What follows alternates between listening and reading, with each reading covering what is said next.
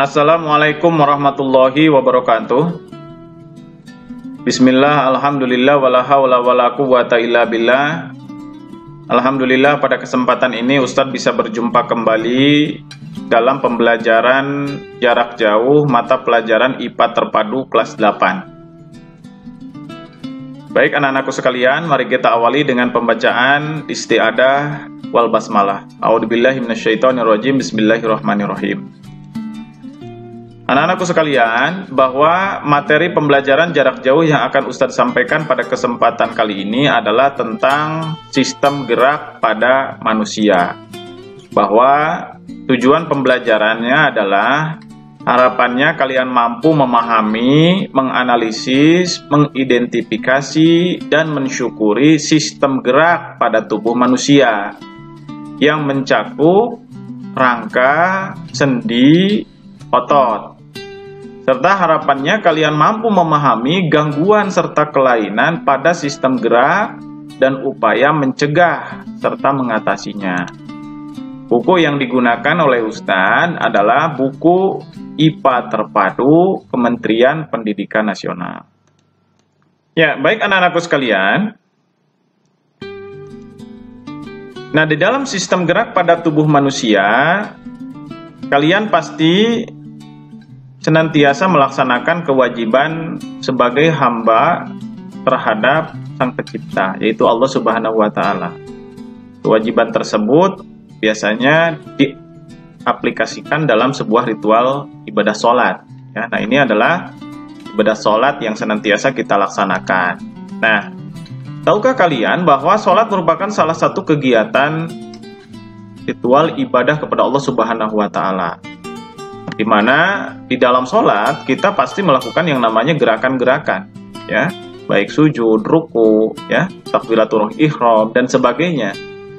Nah, namun pertanyaannya di sini, ketika kita bergerak, khususnya kita melakukan aktivitas baik beribadah maupun belajar dan sebagainya, nah pasti kita melakukan yang namanya proses sistem gerak. Ya. Nah, yang harus kita pahami di sini adalah apa saja yang menyusun sistem gerak tersebut, bagaimana cara kerjanya, ya, serta kelainan apa saja atau penyakit apa saja yang dapat ditimbulkan. Nah, di sini ada skema terkait mengenai sistem gerak, ya. Terdiri dari yang namanya rangka tubuh, ya, kemudian otot menggerakkan rangka tubuh, ya. Kemudian rangka tubuh terdiri dari tulang dan juga sendi. Ya. Selanjutnya sistem gerak pada manusia juga pasti ada yang namanya kelainan-kelainan yang terjadi. Ya. Misalkan pada gangguan otot, tulang atau sendi. Baik anak-anakku sekalian, dalam sistem gerak bahwa hewan dan manusia dapat bergerak secara aktif. Ya, hal ini disebabkan karena manusia ataupun hewan memiliki alat, ya, yang disebut dengan rangka dan saraf sebagai pengatur gerak. Nah, gerakan ini terjadi karena adanya kontraksi otot yang menggerakkan tulang, ya. Jadi alat penggerak tulang itu adalah otot, ya. Nah, ini contoh dari yang namanya tulang, rangka, ya, pada manusia. Apa saja fungsi dari tulang? Di sini yang pertama memberikan bentuk dan menopang tubuh. Kemudian yang kedua melindungi organ dalam, ya, misalkan paru-paru, ginjal dan sebagainya. Tempat menempelnya otot, ya, kemudian juga tempat pembentukan sel darah merah. Ya, yang harus kalian ketahui bahwa jumlah tulang yang ada pada tubuh manusia itu sangat banyak, ya. Terhitung dalam tubuh orang dewasa saja bahwa ada yang namanya jumlah 206 tulang, ya, yang terdapat pada tubuh orang dewasa, ya. Nah, kerangka atau skeleton manusia itu dibedakan menjadi dua kelompok besar, yaitu skeleton aksial dan juga apendikular, ya. Mana skeleton aksial itu terdiri dari tengkorak, tulang belakang, ya. Kemudian juga tulang dada dan juga tulang rusuk. Selanjutnya tulang apendikular terdiri atas tulang rangka gerak, ya, anggota gerak misalkan pada lengan, ya, kemudian juga pada pinggul. Nah, bagaimana struktur tulang? Ya, struktur tulang itu tidak halus. Ya, terdapat benjolan pada ujungnya, ya, berbentuk bulat, serta terdapat titik-titik kasar pada bagian ujungnya. Ya, masing-masing bagian ini mempunyai fungsi-fungsi yang berbeda-beda. Ya, misalkan pada lekukan dan tonjolan berfungsi sebagai tempat menempelnya otot. Lubang berfungsi sebagai tempat keluar masuknya pembuluh darah dan saraf. Nah, ini adalah contoh dari struktur tulang. Ya, sini ada beberapa bagian. Ya, ada tulang spons, tulang kompak, pembuluh darah, sumsum putih, kemudian peristem. Ya, bahwa yang kita ketahui yang namanya tulang itu sangat keras. Ya, nah kenapa tulang itu keras? Karena tulang itu berasal dari yang namanya kandungan zat kafur dan juga fosfor. Ya. Nah, pada permukaan tulang ditutupi oleh membran yang menempel dengan kuat, biasa disebut dengan periostom. Ya. Nah, pada tulang kompak di sini, ini tulangnya keras, ya, karena kenapa? Mengandung sel-sel tulang. Ya. Kemudian juga ada tulang spons, ya, di sini itu punya banyak ruang-ruang kecil terbuka yang membuat tulang menjadi ringan. Nah, tulang panjang mempunyai lubang, ya, atau saluran yang besar. Tengah saluran tersebut diisi oleh jaringan lemak, ya, yang disebut dengan sumsum tulang. Ini, ya. Pada tulang panjang ditutupi dengan suatu lapisan jaringan tebal, lunak dan lentur, ya, yang disebut dengan tulang rawan atau kartilago. Ya. Nah, di sini yang namanya kartilago ini terdapat juga di tulang rusuk, ya, dinding saluran pernapasan, hidung dan telinga. Nah, apa saja macam-macam tulang dan perkembangannya di sini, bahwa tulang itu dibedakan menjadi 4. Yang pertama tulang panjang, ya, misalkan pada tulang lengan humerus, tulang pipi, ya, pada tulang dada sternum, kemudian tulang pendek, misalkan pada tulang ruas jari atau palang, dan juga tulang tidak beraturan, misalkan pada tulang punggung, yaitu vertebra. Ya, nah ini ada tulang dada, tulang lengan, ya, tulang punggung, tulang ruas jari. Bagaimana perkembangan tulang? Seperti yang kita ketahui bahwa manusia itu mengalami pertumbuhan dan perkembangan.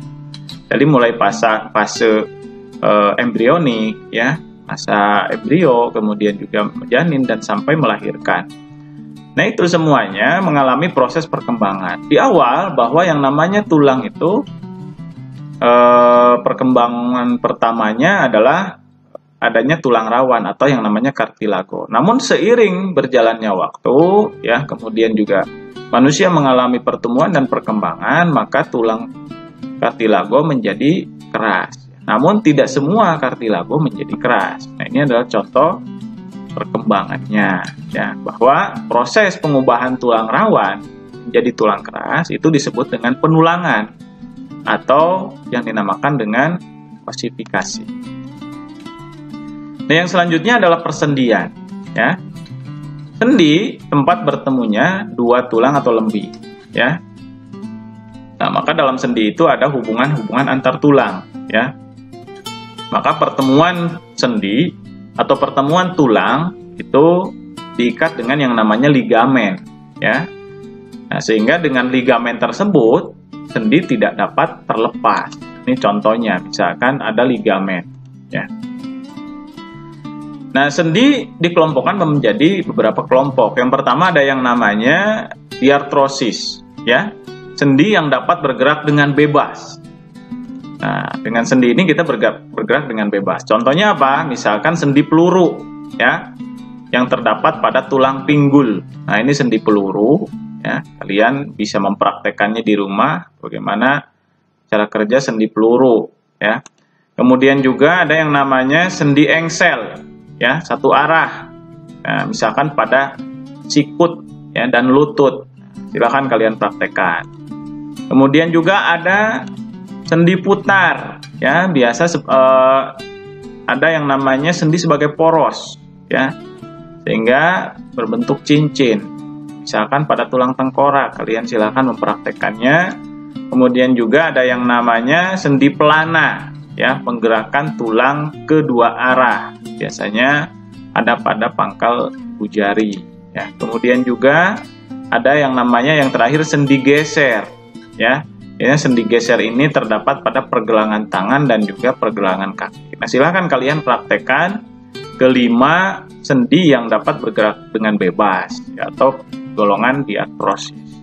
Selain diartrosis, ada yang namanya sinartrosis. Ya, sendi yang tidak dapat digerakkan, misalkan hubungan antar tulang pada tengkorak. Nah, ini, jadi pada tengkorak itu ada sendi yang menghubungkan antara yang satu dengan yang lainnya. Kemudian juga ampiartrosis, sendi yang dapat digerakkan namun terbatas, misalkan pada tulang belakang atau tulang punggung. Nah, selanjutnya, tadi yang Ustadz jelaskan rangka, sendi, dan juga yang berikutnya adalah otot. Nah, otot adalah penggerak bagian-bagian tubuh, maka otot ini disebut dengan alat gerak aktif. Nah, otot jaringannya dapat berkontraksi, ya, artinya bisa lebih pendek. Ya, proses kontraksi ini mengakibatkan bagian-bagian tubuh bergerak.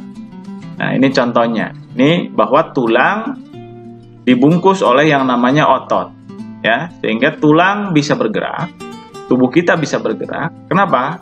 Karena memang ada otot yang membungkus rangka. Nah, diameter otot lengan dapat membesar dan mengecil.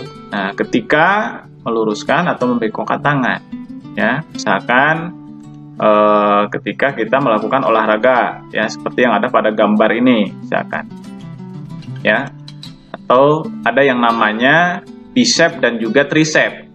Nah, saat tangan dilipat, otot bicep itu berkontraksi. Bicep itu yang paling yang di atas, ya.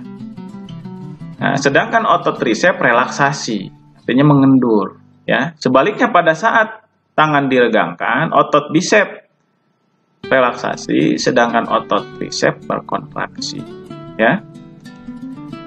Nah, terdapat 3 jenis jaringan otot. Yang pertama ada otot rangka. Biasanya otot rangka ini itu melekat pada tulang, ya, dengan perantara tendon. Nah, biasanya cepat lelah dan ini bergeraknya disadari atau atas perintah dari sistem-sistem saraf. Kita menyadari terkait mengenai bagaimana menggerakkan otot rangka. Ada juga otot polos. Ya, otot polos ini biasanya terdapat pada lambung, ya, dan juga ada pada rahim. Nah, otot polos ini biasanya itu bergerak tak sadar, ya, atau biasa disebut dengan bergerak secara otonom. Kemudian juga ada yang namanya otot jantung, ya. Otot jantung ini terdapat hanya ditemukan di jantung dan bergeraknya tak sadar atau tidak bisa kita mengendalikan pergerakan jantung. Nah, apa saja gangguan dan kelainan pada sistem gerak, ya, dan cara mengatasinya? Di sini ada kelainan, misalkan ada yang namanya rickettsia, ya, ini dikarenakan kekurangan vitamin D, tulangnya membengkok. Kemudian osteoporosis, pengeroposan tulang, ya, biasanya terjadi pada manusia lanjut usia. Kemudian juga fraktura, ya, patah tulang. Nah, kemudian juga kelainan tulang dikarenakan cara duduk. Ya, ini ada yang namanya kifosis, ya, melengkung, ya, tulang belakang yang berlebihan pada bagian dada ke arah belakang. Kemudian juga ada yang namanya lordosis, ya. Ini melengkung tulang belakang yang berlebihan ke arah depan, bagian pinggang. Kemudian juga ada yang namanya skoliosis. Nah, bagaimana upaya pencegahannya? Di sini meningkatkan kandungan kalsium dan asupan makanan, ya. Kemudian berjemur, bawah sinar matahari, ya. Karena di sana ada proses pembentukan vitamin D. Kemudian memperhatikan asupan vitamin D dengan memakan makanan-makanan yang memiliki kandungan vitamin D, misalkan pada bayam misalkan ya. Kemudian juga pada protein nabati, misalkan pada kedelai. Kemudian memperhatikan aktivitas fisik ya. Nah, dengan berolahraga yang teratur dan benar. Menghindari kebiasaan sikap tubuh yang salah atau cara duduk harus benar ya. Ya, baik anak-anakku sekalian, menginjak kepada sesi terakhir yaitu sesi kesimpulan. Di sini ada yang namanya fungsi rangka ya. Rangka memiliki fungsi yang sangat banyak sekali, baik memberikan bentuk tubuh, menopang tubuh dan lain-lain. Terdapat juga bentuk-bentuk tulang ya. Ada 4 jenis tulang. Selanjutnya ada yang namanya sendi ya. Sendi itu hubungan antar tulang ya, sehingga dengan sendi kita mudah bergerak atau beraktivitas. Yang terakhir ada juga yang namanya jaringan-jaringan otot ya. Ada tulang, ada otot rangka, otot jantung dan otot polos ya. Selanjutnya, gangguan pada tulang, kelainan pada tulang itu bisa terjadi karena memang pola hidup kita atau cara kita melakukan aktivitas apakah baik atau benar. Nah, baik anak-anak sekalian, di sini ada tugas untuk kalian. Yang pertama, cari artikel berita jurnal di internet atau majalah tentang kelainan-kelainan pada sistem gerak dan cara penanggulangan atau cara mengatasinya. Jangan lupa untuk menyertakan sumber informasi artikel, berita, jurnal, atau majalahnya. Kirimkan jawaban kalian ke link tugas PJJ ya, yang ada di WhatsApp wali kelas. Baik anak-anakku sekalian, itu saja yang dapat Ustaz sampaikan. Jangan lupa tetap belajar maksimal di rumah. Kemudian juga jangan sampai terjerumus pada lembah maksiat.